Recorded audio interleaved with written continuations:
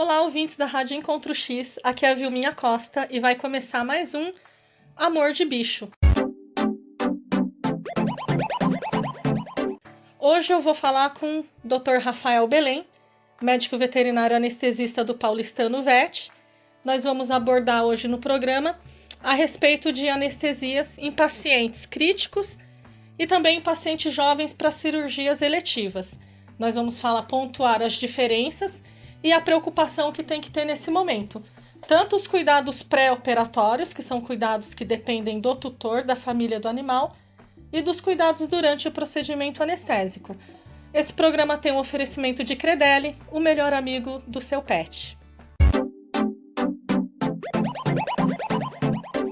Antes de começar o programa, eu preciso responder duas perguntas.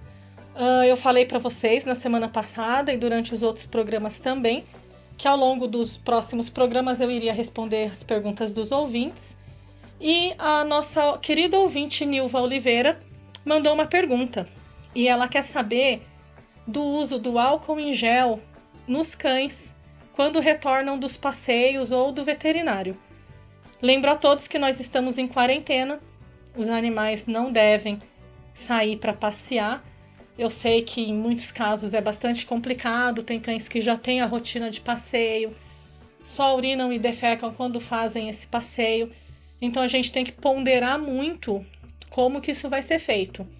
Em casos de extrema necessidade de sair com esse animal para o veterinário, para o banho em tosa, para as atividades que estão liberadas, não deve ser utilizado álcool em gel em casa quando esse animal retornar, de forma alguma.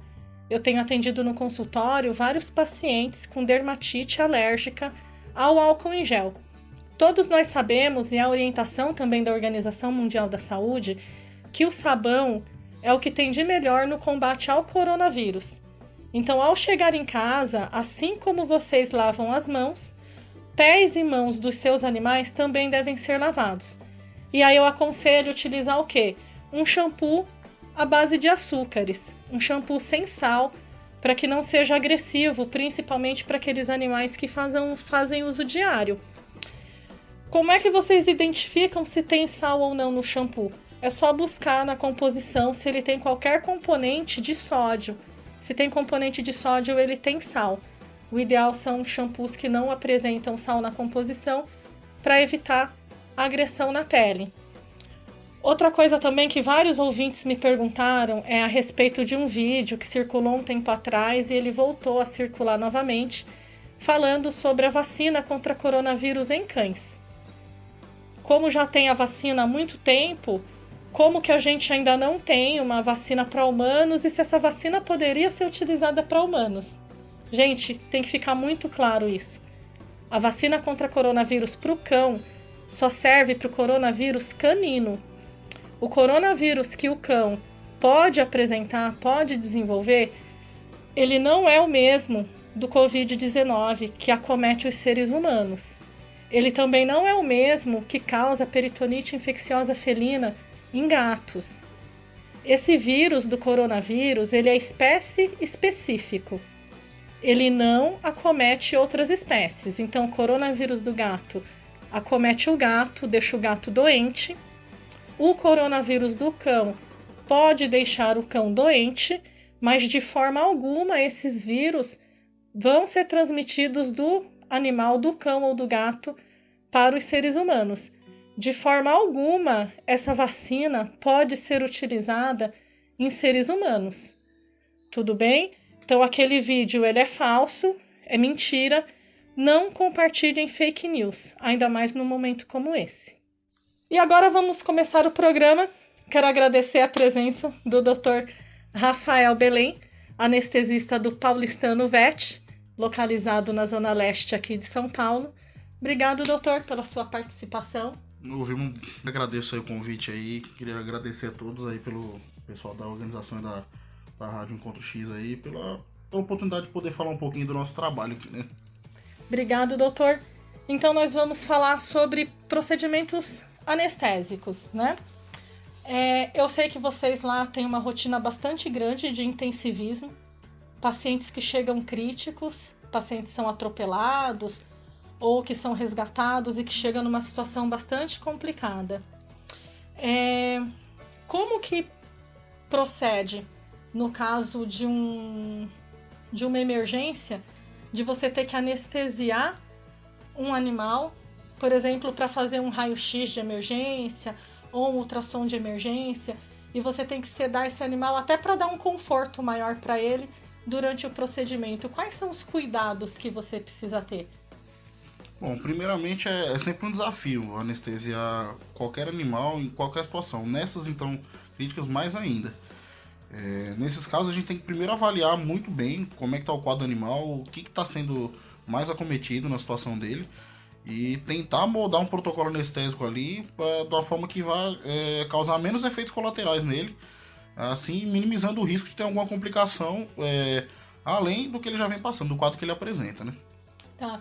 No caso, por exemplo, de cães atropelados, isso eu vejo até na minha rotina mesmo, embora seja dermatologista, às vezes um cão é atropelado em frente à clínica, o que mais apavora o tutor é uma fratura.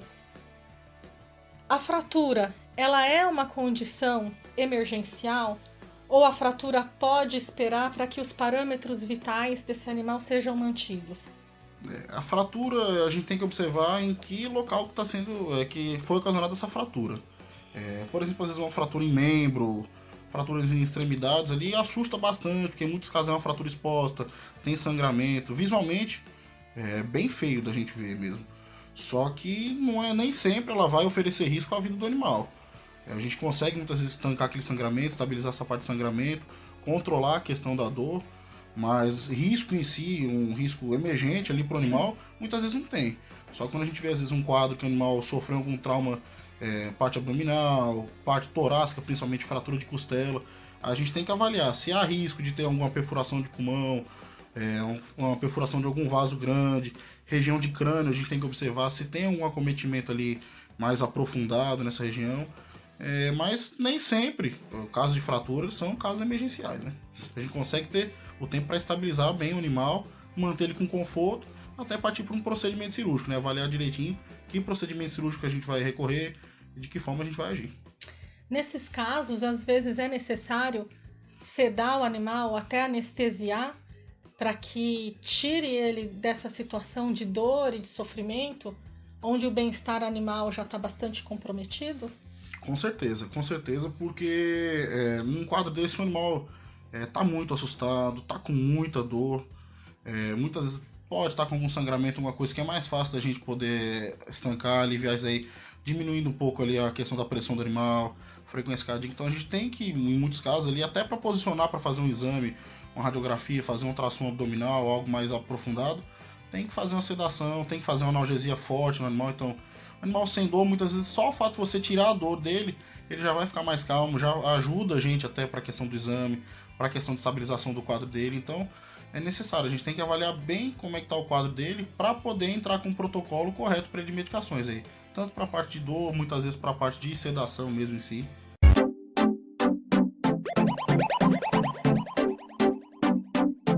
Rádio Encontro X, a novidade começa aqui.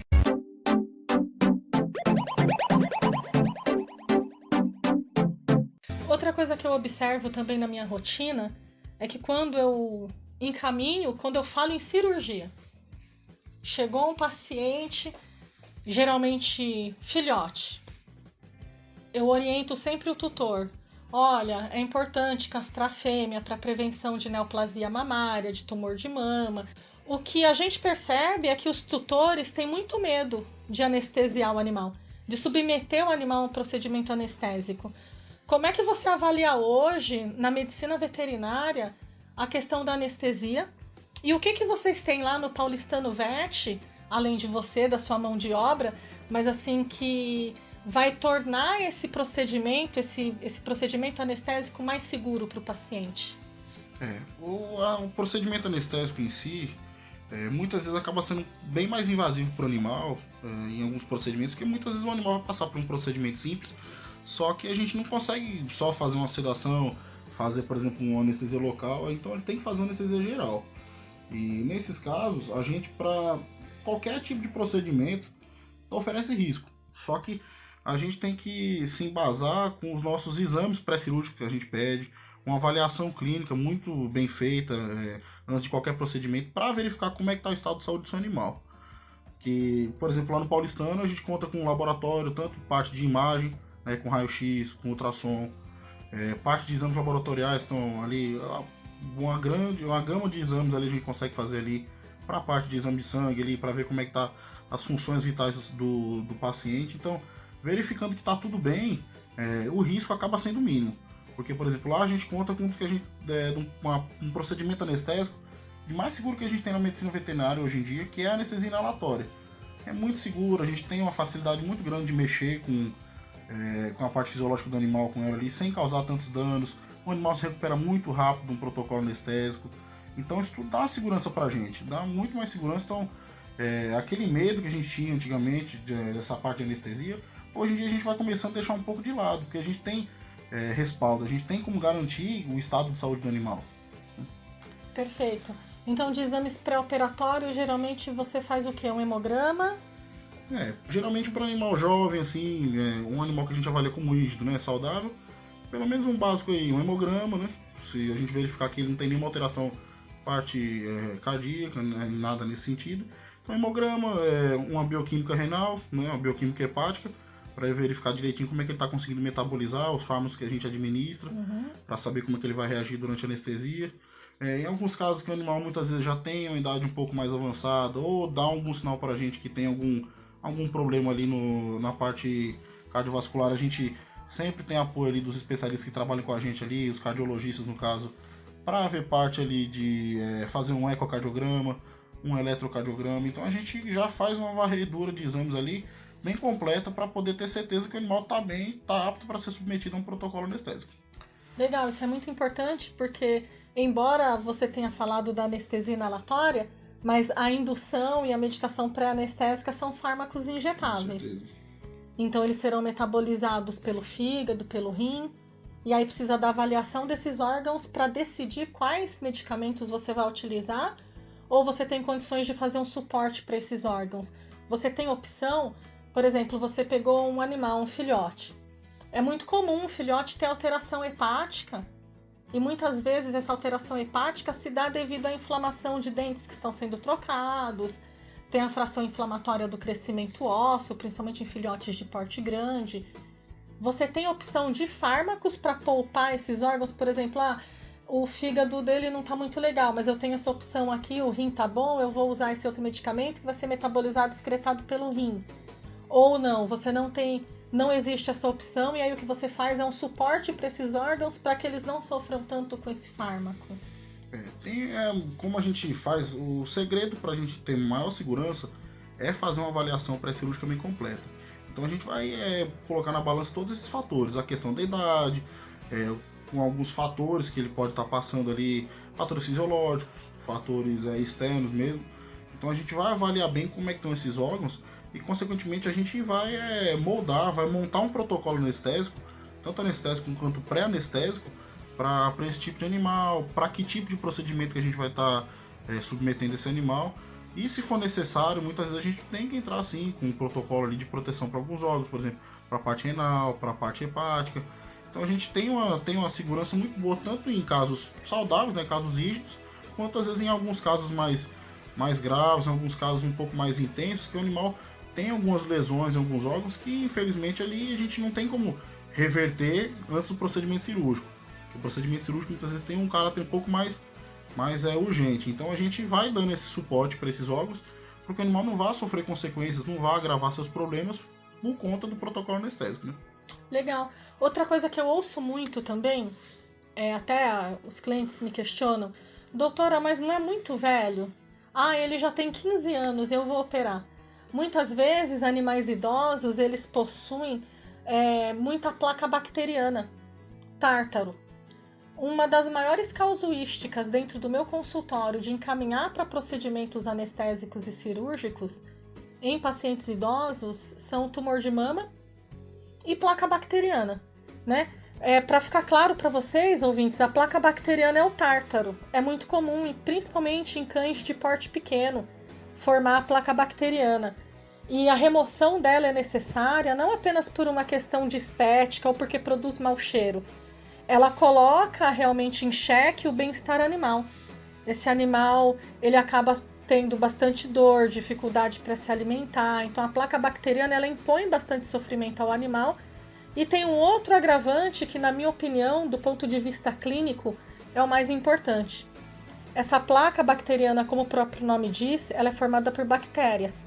Ela causa lesão na gengiva.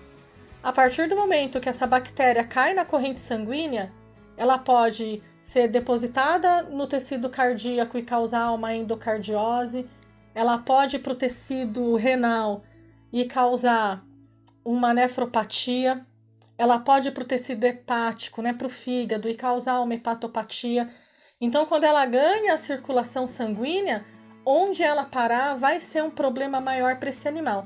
Então, a limpeza de tártaro, a remoção de tártaro, a tartarectomia, existem vários nomes que os colegas utilizam, para isso. Ela é necessária e ela não é uma condição de estética. E muitos dos tutores me questionam: mas doutor, ele não é muito velho para ser anestesiado? E a gente vê na medicina humana o tempo todo pessoas idosas, bem idosas mesmo, passando por procedimentos de anestesia, de sedação. Agora mesmo com Covid é uma coisa que está muito comum, Paciente, para ser entubado e ser mantido entubado, ele precisa estar anestesiado. Que é o que a gente fala, foi induzido ao coma, quando a gente tem um processo aí, um procedimento anestésico bem mais profundo. E o que a gente vê é que os colegas da medicina humana não têm esse medo. O próprio tutor, se é para ele ser anestesiado, passar por um procedimento cirúrgico, ele não tem o medo que ele tem quando esse procedimento será realizado no cão ou no gato que ele possui. Será que a desconfiança é na nossa competência? ou vem pelo amor que ele tem pelo animal, Por esse amor de bicho que a gente fala aqui todos os dias. Como você mesmo disse, é muito, muito comum chegar na nossa rotina aí. Casos, principalmente como esse que você disse, principalmente tumor de mama e acúmulo de placa bacteriana aí, no caso do tártaro, E a gente é muito questionado por conta disso. Falar, mas sei que meu animal é muito velho, é muito idoso, não vai ter condição de passar por cirurgia. E a gente tem que deixar bem claro isso, que a idade não é o fator principal nesses momentos aí. Porque como a gente tem a condição de fazer uma avaliação fisiológica bem completa do animal, tanto em parte de exames de imagem, exames laboratoriais, uma avaliação clínica bem completa, a gente muitas vezes avaliando que o animal apresenta um estado fisiológico bom, mesmo tendo uma idade avançada. Hoje em dia, graças ao avanço da medicina veterinária, a longevidade dos animais está aumentando bastante, Antes, o animal chegava a 10 anos, antigamente era um animal já muito idoso. Hoje em dia o animal consegue chegar tranquilamente aos seus 18, 20 anos aí, com muita qualidade de vida. Então a gente consegue avaliar muito bem como é que está o estado de saúde do animal. E mesmo, como eu disse anteriormente, aí, se o animal às vezes apresenta algum problema hepático, algum problema renal, algum problema no coração, ou entre outros aí, a gente consegue contornar esse problema, consegue moldar o protocolo anestésico aí, para ter uma segurança tanto para procedimento cirúrgico, quanto no pós-cirúrgico, Porque a gente tem que se prevenir de ter algumas sequelas aí pós-cirúrgicas, porque, por exemplo, a gente num procedimento aí vai fazer o animal ter muita variação de pressão, coisa assim, pode ter alteração em rim, pode agravar uma lesão. Então a gente já tem um protocolo anestésico bem seguro para evitar ter qualquer alteração aí na parte fisiológica do animal por conta da cirurgia, por conta da anestesia.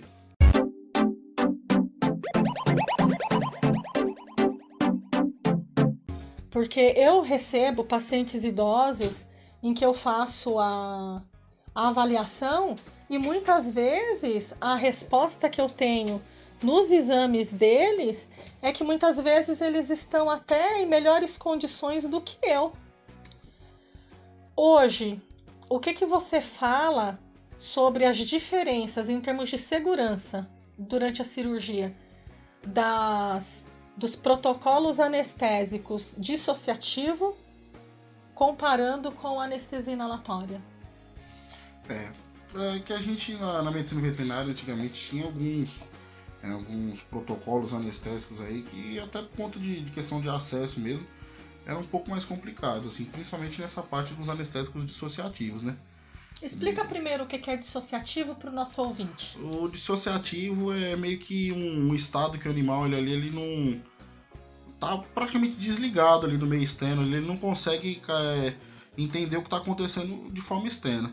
Só que ele recebe os estímulos, entende? Ele consegue receber os estímulos, é que ele não consegue processar, não consegue entender o que está acontecendo, mas ele recebe. Isso, a anestesia dissociativa é aquela em que se aplica a medicação injetável, os anestésicos são injetáveis, e você já aplica um volume total para aquele tempo estimado de cirurgia. Exatamente. E aí, se sendo necessário, repetindo algumas doses mais baixas ali, mas para estender o tempo de anestesia. Quais são os riscos desse tipo de anestesia que a anestesia inalatória não tem? A vantagem a primeira vantagem que a gente já fala é justamente essa mesmo aí. Porque ali você já faz um protocolo anestésico, ali você já iria montando anestesia, já contando com o tempo. Então, se tivesse alguma intercorrência durante o procedimento, fosse necessário estender o tempo de cirurgia, você ia ter que aumentar a dosagem que você está fazendo ali dos fármacos. Então, muitas vezes, se você fosse fazer um procedimento muito extenso, poderia oferecer para o animal uma sobrecarga ali de anestésico, poderia ter algumas complicações ali por conta disso. O contrário da anestesia inalatória, porque a anestesia inalatória, a gente já fazendo um protocolo ali, a gente induz o animal de forma bem rápida. E a gente brinca que a gente fala que tem um animal na nossa mão ali. Porque no momento que praticamente você desligou o anestésico inalatório, ali, se você for necessário, você fica um procedimento cirúrgico ali de horas e horas com o animal no estado saudável, sem ter problema nenhum por conta disso. Porque é uma anestesia que é metabolizada, é muito mais fácil. E assim que você, por exemplo, desligou o anestésico inalatório ali, o animal não está mais recebendo esse anestésico inalatório, em poucos minutos ali, tem animal que com 5 minutos que você desliga essa anestesia, o animal já acorda bem, sem nenhuma alteração, às vezes sem nenhuma... Porque tem animal que volta da anestesia dissociativa alucinando, às vezes volta um pouco excitado. Na anestesia inalatória a gente praticamente não vê isso, é um protocolo bem seguro. Então, se às vezes a gente vê que o animal está reagindo de uma forma boa, está conseguindo se manter estável durante a anestesia, a gente mantém. Agora, se vê que ele está querendo superficializar, que a gente fala, que é acordar, né? E voltando no plano anestésico, a gente consegue aprofundar um pouco mais. Se vê que ele está um pouco mais profundo, consegue fazer ele voltar um pouco mais desse plano anestésico. Então, pra gente é muito seguro. A gente realmente tem um animal na nossa mão nessa anestesia. Legal, então algo muito importante que você falou, da necessidade de um anestesista num centro cirúrgico. Algo que é comum na medicina humana, mas é um profissional que nem sempre está presente nos procedimentos cirúrgicos, principalmente se a gente falar de uma realidade fora de São Paulo. Então é muito importante que o tutor conheça a equipe cirúrgica que vai operar o seu animal. Pergunte se tem um anestesista, qual o nome dele, tenta conversar com ele para saber para discutir com ele qual vai ser a forma de anestesiar o seu animalzinho. Então, a anestesia inalatória, assim que se desliga o gás, praticamente o animal desperta e ele já sai andando. O pós-cirúrgico dele também é muito melhor, né? Existe um questionamento muito grande, tem até alguns trabalhos que dizem que com a anestesia dissociativa, que é aquela que a gente faz injetável, o volume total, além dela impor um risco maior ao procedimento, não é garantia de que o animal não esteja sentindo dor, né? Existem alguns trabalhos que dizem que esse animal ainda sente dor, mas ele não consegue responder, ele não consegue fugir, porque ele está com a musculatura toda relaxada. Então, se a gente pensar em bem-estar animal, a anestesia inalatória ela é muito mais segura, tanto para o momento cirúrgico, para o transoperatório, para o pós-operatório também, porque esse animal acorda sem alucinações, sem vocalizar, e acaba tendo um retorno anestésico mais rápido. É isso mesmo? Com certeza. Com a anestesia inalatória, a gente tem certeza que o animal não sente nada, realmente. E a gente já consegue ter uma segurança maior, como você mesmo disse, na questão do transcirúrgico, que a gente tem uma segurança muito boa no transcirúrgico ali. Tem certeza que o animal não vai estar sentindo nenhum processo doloroso ali. E, consequentemente, se ele não sentiu dor, não sentiu nada durante a anestesia, a recuperação dele no pós-cirúrgico vai ser muito mais tranquila. Não vai ser aquele tipo de procedimento que, vamos supor, o animal sentiu muita dor, então vai ter que fazer uma analgesia, entrar com alguns analgésicos, medicações para dor aí para ele, bem forte depois. Então, muitas vezes a gente consegue fazer um procedimento cirúrgico ali que é bem delicado, uma região que seria bem dolorosa, mas com um protocolo anestésico bom, um protocolo anestésico seguro, o animal praticamente não vai ter nenhuma sequela, nenhum sentimento de dor ali no pós-cirúrgico, né? Vai ter uma recuperação muito boa, tanto no pós-cirúrgico imediato quanto no pós-cirúrgico a longo prazo ali, né? Legal. E me fala uma coisa, o que faz o anestesista durante a anestesia? Eu sei que não é só aplicar fármaco e nem acompanhar o gás, mas eu queria que você explicasse para os ouvintes qual é a função sua no pós-operatório, o que você fica acompanhando? A gente brinca que o anestesista é o primeiro a entrar no centro cirúrgico e o último a sair, né? Ainda vai para a internação depois acompanhar como é que o animal fica. Porque ali o papel do anestesista é tanto estar monitorando o animal antes da anestesia, ver se está tudo bem, como é que estão as funções vitais dele ali antes do protocolo anestésico, durante a administração da medicação pré-anestésica, do próprio anestésico em si, monitorar como é que estão as funções vitais dele durante o procedimento cirúrgico, porque o anestesista é responsável por manter o animal num plano que o cirurgião consiga trabalhar com segurança e o animal não sinta dor, não vá sentir nenhum problema durante e pós a cirurgia. E além disso, passando o procedimento cirúrgico, o anestesista é quem acompanha a recuperação anestésica do animal, vai ver se o animal vai voltar bem da anestesia, se vai ter algum efeito colateral, se voltou bem, como é que está a atividade cerebral dele, se ele está entendendo o que está acontecendo bem com ele, se sente dor, se não sente, e acompanhar ali depois ali a recuperação, ver como é que ele está, vai ser responsável por depois fazer um controle de dor, controle de inflamação, um controle ali de parte de antibióticos ali. Então o trabalho do anestesista é bem mais amplo do que a gente imagina. Pensa que se resume ao centro cirúrgico, mas é bem mais abrangente, né? E mesmo dentro do centro cirúrgico, você possui equipamentos em que você fica monitorando Sim, com certeza. O coração desse paciente, ritmo cardíaco, ritmo e frequência respiratória também. Se tem alguma alteração nesses órgãos, quem faz a intervenção é o anestesista, é isso mesmo? Com certeza, porque ali a gente tem que ter... É necessário, não dá pra gente fazer as coisas nas costas, tem que ter aparelho para monitorar tudo ali. Então, parte de saturação de oxigênio, parte de pressão, pulso, coração como é que tá. Então a gente vai estar verificando isso tudo aí, parte respiratória do animal, temperatura. Então a gente tem uma gama de fatores ali que a gente vai estar analisando constantemente para manter a segurança e ter certeza que o animal está bem, que ele não está tendo nenhum efeito colateral, que o protocolo de excesso está funcionando bem para ele. Porque se tiver alguma alteração ali, porque a gente sabe que o corpo não é uma máquina que funciona exatamente. Então a gente tem que ir muitas vezes driblando alguns sinais que ele vai dando ali. Às vezes o animal que está há muito tempo em anestesia, a tendência, por exemplo, está baixando a temperatura, então a gente tem que ser responsável por manter ele aquecido. A pressão às vezes pode estar começando a baixar, a gente tem que compensar isso aí para não deixar baixar demais, subir demais, frequência cardíaca. Então assim, são vários fatores que a gente tem que estar controlando ali direto para manter o animal seguro. Pessoal, infelizmente nosso tempo está acabando. Eu quero agradecer demais a presença aqui do Dr. Rafael Belém, do Paulistano Vet.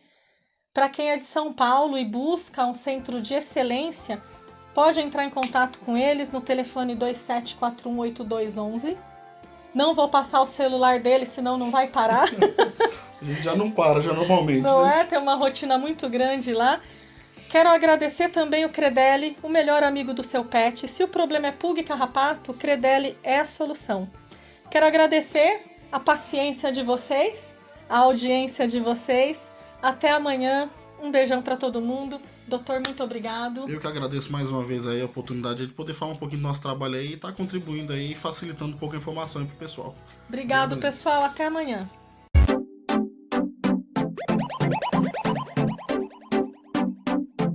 Rádio Encontro X, a novidade começa aqui.